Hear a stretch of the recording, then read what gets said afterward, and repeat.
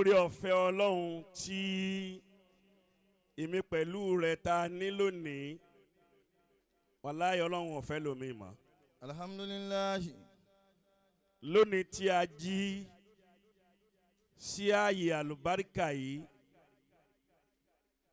tó ráyè múra dáadáa wọ́n múra àgbẹ̀yìn fẹ́ lómi ni. Alhamdulillahi. Gbogbo ń tó wù ọ́ ló wọ̀ kí wọ́n fi mọ̀ pé èèyàn dé. Ó pọ̀ nínú ẹni tóun náà múra tó fẹ́ múra bẹ́ẹ̀ lónìí. Àmọ́ Ọlọ́run ò kádàrá kí ó múra bẹ́ẹ̀. Alhamdulillahi. Ìmúra àgbẹ̀yìn ni wọ́n mú fún. Allah. Ìwẹ̀ tí wọ́n wẹ̀ lónìí nírọ̀rùn ìwẹ̀ ìgbẹ̀yìn náà wẹ̀ fẹ́ lómii. Alhamdulillahi. Tó bá wá fẹ́ sọ̀pọ̀lọpọ̀ ọdún láyé tó sì fẹ́ máa dúpẹ́ fọ́lọ́run láyéláyé dákun torí Ọlọ́run bá nawọ́ rẹ̀ méjèèjì sókè kó pariwo Allahu Akbar. دعوا فيها سبحانك اللهم. Ọ̀rọ̀ mi ò pọ̀ púpọ̀ bí kì í ṣe pé kí n kàn fi ẹ̀mí ìmọ̀ oore hàn. Leisa kullu pàbí bẹ́ẹ̀ kọ́. Pẹ̀lú àṣẹ bàbá wa Sheikh Solaty ní ìkàlẹ̀. Sheikh. Gbogbo àwa tá a wí bẹ́ẹ̀ àní ṣòfò ọmọ. Sheikh. Àti àṣẹ àwọn àgbàlagbà. Bàbá wa tí wọ́n ní ààyè yìí Alhaji wa Tajuddin tí wọ́n ní Radisson Blue yìí lọ́dọọdún níjọ́ tí èmi àti Alhaji wa Kudus Onímọ̀lẹ̀ Ramadan lecture ọdún yìí ní di bí ọdún mẹ́fà. Alhamdulillahi. Bàbá náà kì í gba kọ́bọ̀ lọ́wọ́ mi.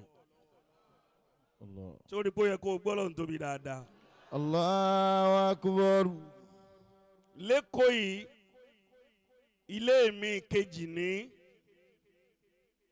Kódà ibi tí sùn ọ̀fẹ́ ni mo bá dé nínú yàrá yìí. Ibi tá ń lò yìí ọ̀fẹ́ ni bàbá náà máa gbé kalẹ̀ fún mi. Mo bẹ̀ Ọlọ́run pẹ̀lú ìjókòó àwọn àgbàlagbà pé Ọlọ́run má jẹ́ kí bàbá náà fi ọlá pìtàn. Allahumma amin. Wàláhì inú mi dùn púpọ̀ bí n ti ń ṣàdúrà àwọn ẹni ó bá concentrate dáadáa tó ń sàmì fẹ́ ni ẹlẹ́ni àdúrà tiẹ̀ náà gbà. Amin ya Allah. Kún mọ́ nígbà tá a bẹ̀rẹ̀ ìjókòó yìí lọ́dún kẹfà sẹ́yìn tí mo bá fẹ́ gba hotels tí àwọn èèyàn máa dé sí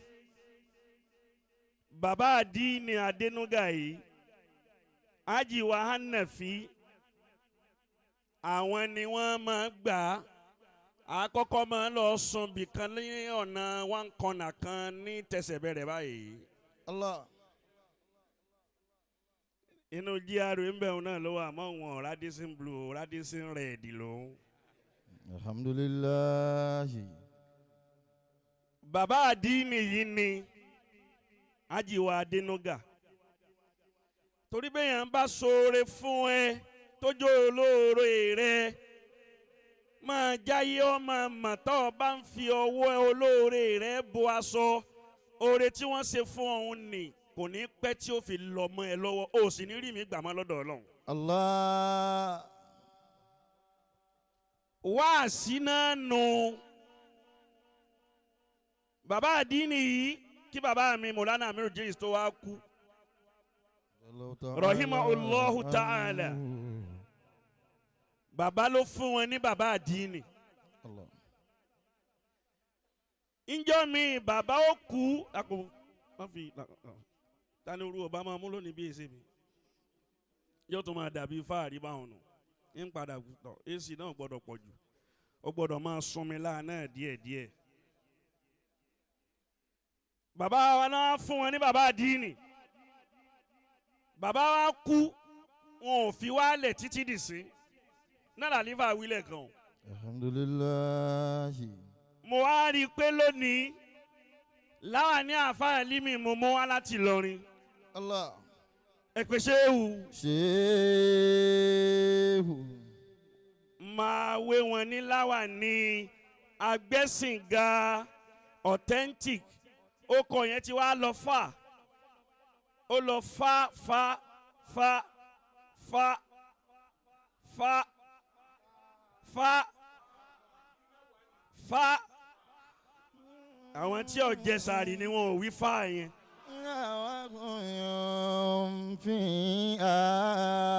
Subhanaka Allahumma. ọpẹ́ ni gbogbo ẹ jẹ́ bàbá àdínì yìí tẹ́ bá wá pè wọ́n nísìn bá ń wága fún MFF tẹ́ bá wá pè wọ́n nísìn bàbá àdínì Jìlání agbẹ́sìnga authentic Solaty. ẹ dákun gbogbo wa bí mo ti wí ohun tó bá dùn mọ́ wa bẹ́ẹ̀ ni Allahu Akbar. Subhanaka Allahumma wa tahiyyatuhum fiha salamu. ẹni ó bá máa ń pariwo Allahu Akbar ò ní rókù ọmọ. Wa akhiru da'wahum alhamdulillahi rabbil alamin. èyí ò yanjú àbí ò yanjú. Dr. Alikalida. Esa dùn mẹ́wọ̀n. Subhanaka Allahumma.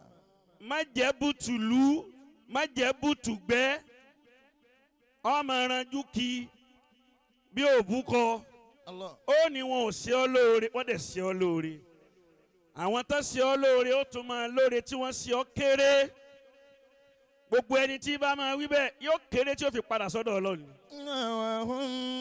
wọ́n ṣe ọ́ lóore olóore òun kéré ọmọ kéré ni tó fi kú.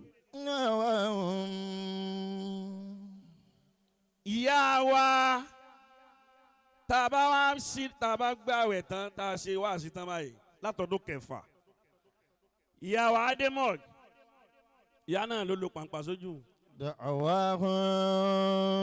ìyá àwọn ti lé ní 60 fa wọn ò sì tún gbà. Subhanaka Allahumma. níbi àníyàn tó dáa àti dáadáa kò jẹ́ dàgbà mọ́ ẹlòmíì ò tó ọjọ́ orí yín gíláàsì ò fi ti ojú ẹ̀ mọ́ yóò máa jábọ́ ní múlẹ̀ mẹ́wàá ni. imú tí máa yín sáwọn olóríire ni ò jẹ́ kí gíláàsì ó dúró ń bi imú rẹ̀ mọ́. Subhanaka Allahumma.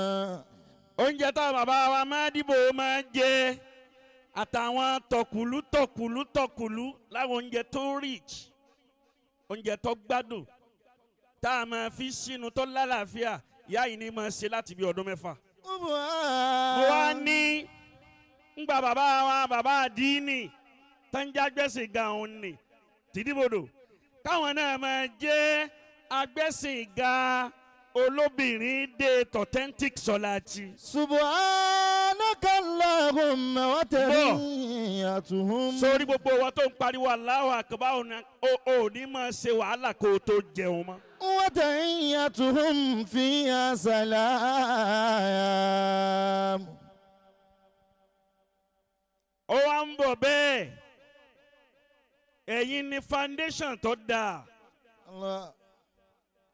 mo fi wá rin pàdé Alhaja Ganiyatu Funkiyeti látara àbúrò mi pàtàkì Ajá Mansura gbogbo ẹni rẹ lòun máa mú mi mọ̀ ẹlòmíì ò ní mú ọmọ olóríire olórí ibú bí ẹgbẹ́ rẹ̀ náà ni ọmọ mú ọmọ. La illallah. kìí ṣe ti Mansura kìí ṣe tọjọ́ ńlá. Allah.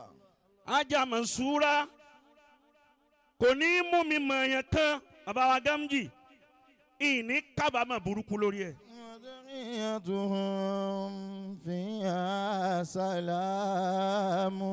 bàbá wa Sanusewu ni wọ́n wọlé yìí. Ẹgbẹ́ Sheikh. Anil hamdulillahi rabbil alamin.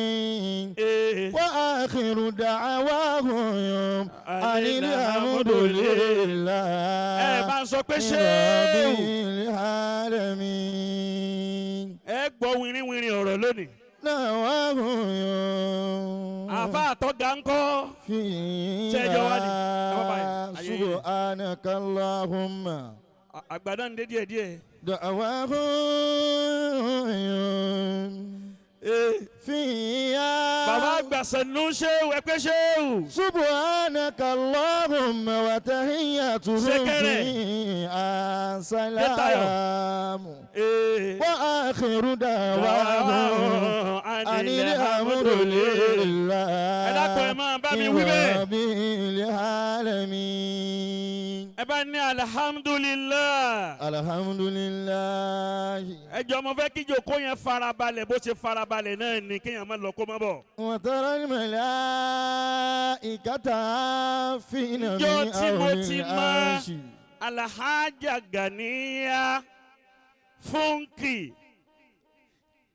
yeti yeti yeti yeti yeti.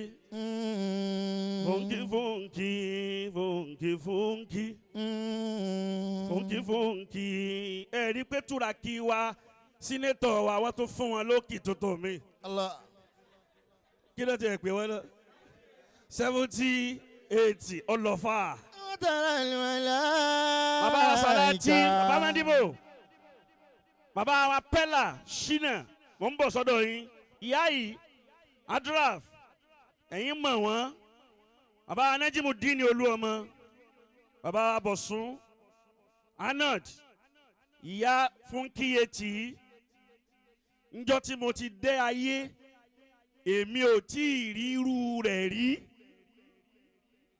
ojú àwọn Samari mi náà ní ti ń wè yìí lóbìnrin ìfún lọ́kùnrin náà bẹ́ẹ̀ ni bẹ́ẹ̀ ni Tara al-malaika. ẹni tí ń fúnni lóúnjẹ lóṣooṣù tí ń fi lọ tá a fi sọdún kan tọdún kan tó fi lé tí ń fi lọ́dún méjì tí ó sì sú ṣé bá a mọ ibi táwọn ọkùnrin máa ná owó sí. Allah. ẹbẹ́ yìí náà lẹ jókòó yìí. kí lè fi ń ṣeré bí ọmọ ejò yìí. Allah. ẹ mọ ibi tẹ́ ẹ máa bó o lọ fàyà. La ilaha illallah. ìyá Funky yeti yìí oúnjẹ tí máa gbé wá fún àwọn ọmọ ilé kéwú ní oṣooṣù ó lé ní 3 million naira. Allah. ní monthly lóṣooṣù tí kò járí. ó ṣe gbọ́n tí mo ń sọ báyìí. mọ́fì máa fáìn ní ifá. lóṣooṣù tí Ramadan bá wá dé báyìí wọ́n èé sì solóṣèlú tá a bá sọ pé torí òṣèlú tí ń ṣe òun náà ni wàhálà fi pọ̀ tó báyìí tẹ́ ẹ bá rí táwọn olóṣèlú mi ọmọ pín bí à ń pín gàrí tí yèpẹ̀ ti ba yí ẹ̀ jẹ́. Allah. àwọn ìrẹsì ẹ bá dàkọ̀ tápà ọ̀ tápà làwa àwa ní ìrẹsì tó dáa. La ilaha illallah. kí Ramadan ó tó dé nìyá yóò ti ṣe fún gbogbo ayé bẹ́ẹ̀ tó bá wá ṣe bẹ́ẹ̀ tó bá tó wá dọjọ́ òní ìyá Funky yeti tún ti wá gbé Ramadan lecture yìí rò pé ṣé nǹkan àfa ọ̀tẹ̀ tá à ń rí tí ń fowó ṣe yìí àjọ ń ṣe ni. Allah. tí èèyàn bá débi tí oúnjẹ wà ń bẹ̀ yẹn ń sìn ó máa fọ́ ó fọ́ ní ń ṣàyè yìí. ọ̀là náà nù. Tara al-malaika. ìyá Funky yeti ẹ dákun ẹ dìde lẹ́ẹ̀kan náà gbogbo jama ayatal kursi yọ̀yọ̀ kàmú fẹ́ kẹ́ ẹ bá ń ké fún ọlọ́run má fi pa wá lẹ́kún. Amina ya Allahu. ó bá ti di nǹkan authentic báyìí ìwọ ló fẹ́ rí wa kò sẹ́ni eré ńlẹ̀ yìí ni òfin jẹ́ fẹ́ rí wa. Allah. ìwọ lọ̀rọ̀ ẹ̀yìn ń bẹ lọ́dọ̀ rẹ kò sẹ́ni eré ẹni tẹ́ ẹ bá ti rí tọ́rọ̀ ẹ̀yìn